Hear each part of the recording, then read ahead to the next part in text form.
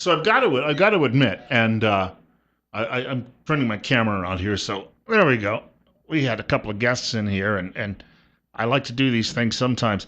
The reason it's not setting and looking directly at me right now, and I'll explain why, is because I didn't even hear any of the newscast at 9 o'clock. I was trying to pull something up on the internet, and I came across a piece on the web about a big automobile show in Carlisle, Pennsylvania. Now, having lived on the East Coast for a good part of my life, I am familiar with Carlisle, and they do a lot of automobile shows. This one is strictly dedicated to Mopar engines.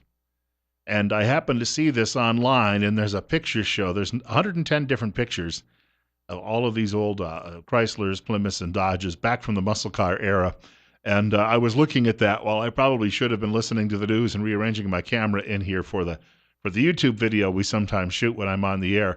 My uncle, before he passed away, he was a regular at all of these car shows in Carlisle, Pennsylvania. And when I was a little boy one time, he took me to one of these shows. And I'll never forget walking around. He bought me a big lunch, and I remember walking around with him, and we came upon something that I just was blown away with. A 1937 Rolls Royce. And that's when I realized that there were people in this world who definitely could live with luxury. I'm not one of them. I'm not saying I don't want to be, but I'm not one of them. I just haven't had that opportunity.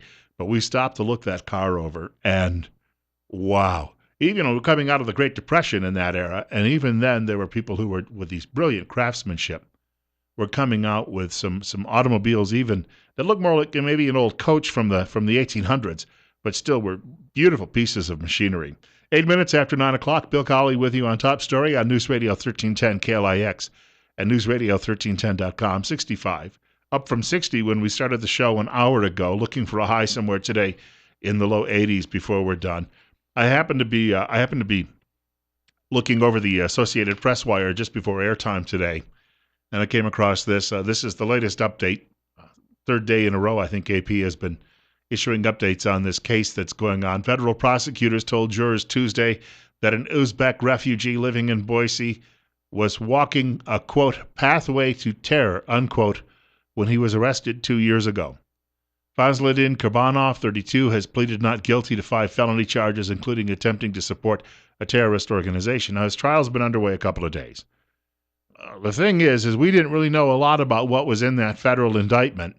And sometimes we've heard about these cases in the past, and people have tried to tell us, well, as it turns out, the government just is making the folks on the, I guess what you'd call American Civil Liberties Union side, argue all the time that just because a guy's looking at a website about blowing up buildings doesn't necessarily make him a criminal. But here you go. This paragraph caught my attention. Assistant U.S. Attorney Aaron Lukoff told jurors during opening arguments that Kurbanov talked regularly. I've got this highlighted in blue, and it's so dark I can barely read it. Talked regularly with an overseas terrorist organization.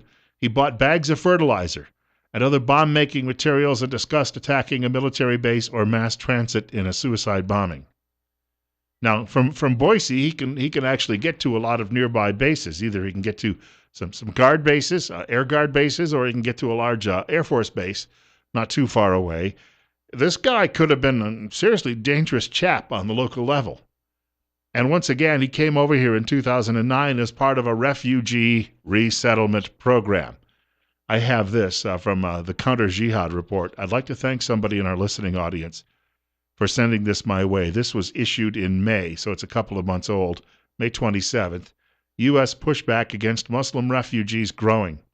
And it talks a little bit about how these refugee programs, these resettlement programs, have become a real tug of war between the people who are administering them, who are generally making a lot of money, and between some of the local governments.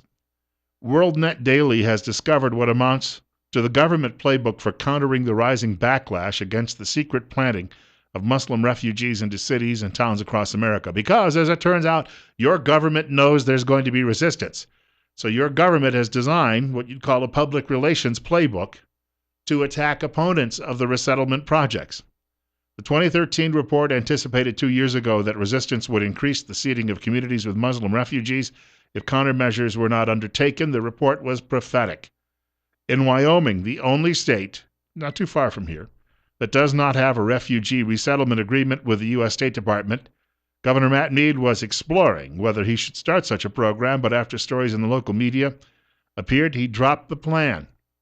Now, WorldNet Daily has learned the government and its contractors have a stock plan on how to deal with what they call backlash to refugee resettlement in American cities. Well, they call you a racist. Let's face it, ever since this topic arose here a few months ago, here in the Magic Valley, that talk about resettling more of these people, it's been going on now for 20-some years, but resettling more of them now, Syrian Muslim refugees, any objection is just, you're shouted down, you're called a racist. And from the day I tried to ask some questions myself in hopes of getting some people from the program on the air here, I have faced that sort of response in some of my email.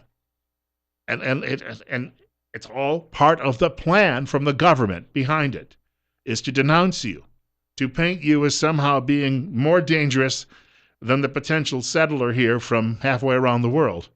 In the wake of the report, the writer says, the Obama White House has handed out millions of dollars in grants to organizations like Welcoming America, which works to educate elected officials and public in receiving communities, and that's in quotes, receiving communities, before refugees arrive. In other words, the public relations charm movement, and they're getting paid with your tax dollars to do it. Welcoming America was started in 2010 with seed money from George Soros's Open Society Institute. Soros is an avowed socialist, if you know. The report calls for new tools to fight back against a determined legislator or governor who has decided to challenge resettlement. So in other words, if somebody in this state, let's say Governor Butch Otter, said, I'm done, we're not going to do this anymore, then they would turn around, spread the public relations campaign around, buy advertising and the like, and attack Governor Otter to convince you that somehow he was the bad guy in this situation. In Georgia, Governor Nathan Deal in 2011 ordered a hold on federal money flowing to refugee resettlement contractors until a review of the program could be completed. And guess what? All of a sudden, a group of paid lackeys went out and started alleging that the governor was mean-spirited and a racist. And he backed down eventually.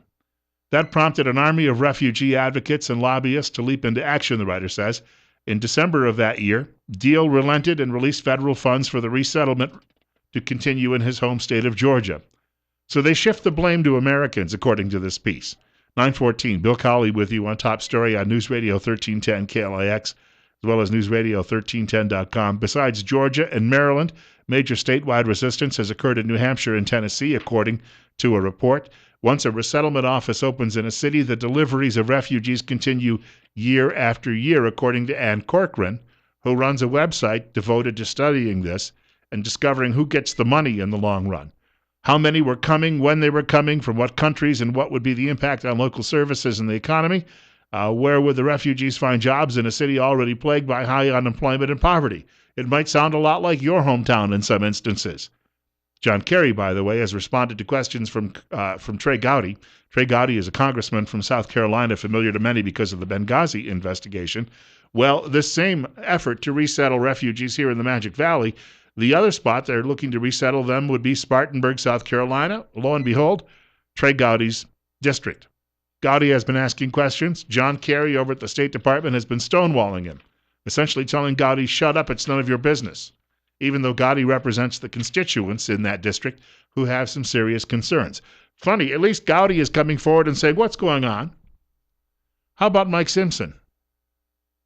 Where is he?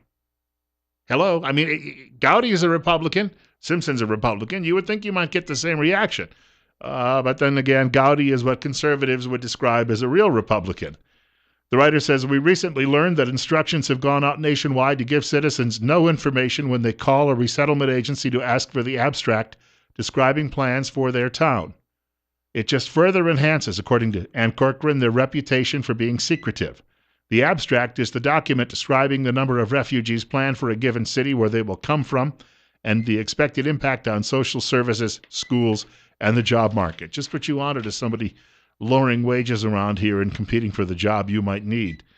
The Hebrew Immigration Aid Society, which is, by the way, despite the Jewish name, is a very liberal organization, and behind this says the work of countering backlash should be coordinated at the national level while using local people at the grassroots level to debunk and counter the claims of those in the resistance. They make you sound like you're some sort of, revolutionary band. The report also calls for Congress to increase funding of the refugee program, which currently costs taxpayers $1.5 billion per year, not including the social welfare benefits handed out to refugees. 14 Democrats in the U.S. Senate sent a letter to the president requesting that he dramatically increase the number of refugees allowed into the country from Syria, all who are expected, of course, to vote for Democrats. 9:17, Bill Colley with you on Top Story on News Radio 1310, KLIX, and newsradio1310.com. This coming Monday, there will be a meeting of that Refugee Resettlement Board. That is the trustees of the College of Southern Idaho who are also overseeing this resettlement. Monday, July 20th, the Board of Trustees meeting is taking place in the Taylor Building on campus upstairs. The meeting starts promptly at 4 p.m. If you would like to speak and you would like to share your thoughts, you can get 3 minutes, but you have to go early and you have to sign in order to get on the list of speakers that day. The writer that sent this to me says if everyone would challenge CSI trustees to have an evening meeting wherein the employed people could actually attend and dialogue, that would be good as well. 4 p.m. A lot of people have difficulty making a 4 p.m. movie, or not movie rather, but a meeting. Movie on the brain, I guess. But a meeting at 4 o'clock. A lot of people are still at the office and you can't go. That might be the whole point, right? In other words, let's see how we can limit public reaction to this program because they know, and at the last meeting, people overwhelmingly opposed to this program, and they still will not budge. Again, it goes back to the coordinated effort to call you names, to claim that you're stupid, that you're a racist, and that you're somehow just being blind to the fact that this is somehow going to, they like to tell you, benefit the community. Well, I'll ask you this question. To what benefit? What benefits have we seen since this program started? Seriously, ask yourself that. Well, you can now go buy falafel on Sunday. I don't know if that's the best explanation somebody's going to throw at you. I think that we can't find any benefits. You may say, well, there's no downside either, but there's no benefit. The downside is they're spending your tax dollars on this program. To what purpose? Bill Colley with you this morning on Top Story on News Radio 1310, KLIX, and newsradio1310.com. 66. We've got more coming up on this program. Oh, terrible, terrible video has surfaced. One of the leaders of Planned Parenthood explaining how they chop up the aborted babies and then sell their parts to labs all over the country. If we get a chance, I'd like to share some of that with you. That's highly illegal. Planned Parenthood is claiming it's not illegal because of a technicality that they're citing. More details ahead. You're listening to Bill Colley on News Radio 1310, KLIX, as well as online at newsradio1310.com. That means you can hear us anywhere, all over the world, by just clicking onto that Listen Live icon. As I was mentioning earlier, we're going to be joined again next Wednesday morning by Dr. Jonathan Tripp from Tripp Family Medicine. I hope that the discussion today about certain periodontal issues was beneficial because there appears to be a huge correlation between the health of your mouth, your teeth, and your gums, and the rest of your body. Links to diabetes, heart disease, and the like. And if you have a question or comment for the doctor, remember he'll be back with us next week between 8:30 and 9 o'clock in the morning on Better Health with Tripp Family Medicine. And, of course, the office is located on Fillmore Street in Twin Falls, directly across from the main post office, and they'd like to remind you, life's too short not to feel good. Also wanted to share with you, too, as well, while we're on the discussion today, haven't talked too much about the weather. The doctor told me it rained last night about 10:30. I slept through it.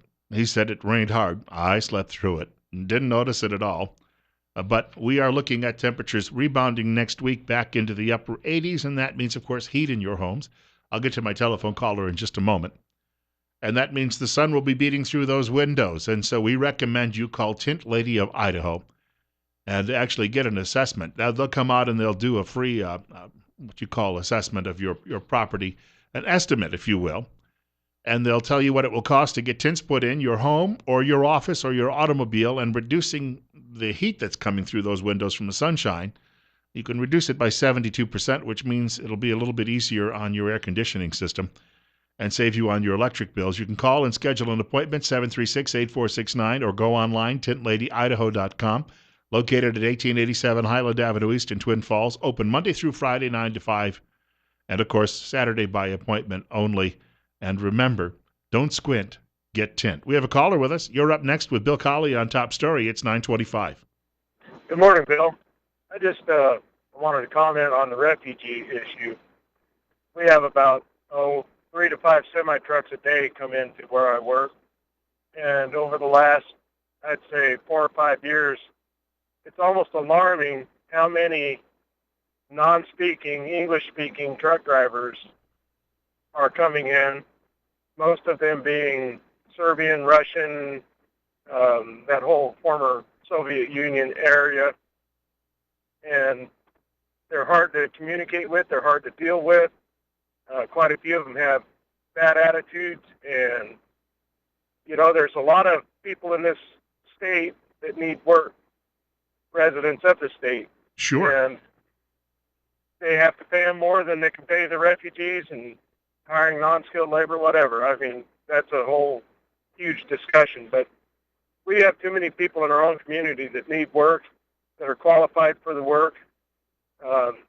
National statistics show a shortage in commercial truck drivers, but yet there's qualified U.S., American citizens that can fill the positions, and they're filling them with refugees, people that are in here from other countries. And I thank you for the call. And of course, it does undercut our salaries. You can't tell me that Americans don't want jobs as truck drivers. And I'll get to caller number 2. Hold on. Be patient in just a moment. I think it was last summer. There was a truck driver who came from one of the old Soviet republics, and he was actually working for a trucking company out of Canada. But because of the North American Free Trade Agreement, he can get back and forth across the border easily, moving his truck. And he was making a delivery. He was driving along the Bay Bridge between Annapolis, Maryland, and the eastern shore of Maryland, and he was speeding. He came up behind a car being driven by a young woman, and he rammed the rear end of her car, knocking her car completely off the bridge. Now, this is a little bit like San Francisco's Bay Bridge. Her car plummeted a couple of 100 feet into the water. Oddly enough, and luckily for her, she managed to survive. She has no recollection of how she swam to a nearby rock where a boat picked her up. But that guy, foreign truck driver, doesn't know the road, doesn't know the rules of the road, and here you go. There are Americans and Canadians who would probably like to be doing that job. 9:28, you're on the air on News Radio 1310 KLIX. What's on your mind? Well, I had a different point, but I'm going to make this one quickly. The other day I was at a four-way stop, and there was a Hispanic driver with his family, and he did not know what he was doing. I could tell by looking at him that he was confused by the four-way stop. Now, that's a pretty basic thing, but for whatever the reason, he did not get it. And see, this kind of thing, it risks our lives every day, and it's just when our own government perpetuates this kind of crap, Yep. and we sit around and let them do it to us, it's our own damn fault. One more quick. I was in the store yesterday, and there you remember how the Declaration of Independence was signed by the 55 men, and it said, "Our lives, our fortunes, and our sacred honor." And I say to myself, what these men were so great that we really forget how great they were, and how they almost all of them lost everything because they were willing to do this. And now, with our rewriting of history, we want to go back and say, well, these men really were really good. They were this, they were that, and literally cast a shadow of doubt. But when you really understand understand who they were and what they did, they were noble, God-fearing men who gave us what we have.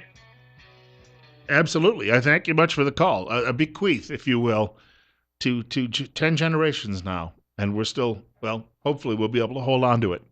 Hey, I've got more coming up. Story about that woman from the abortion clinic selling body parts.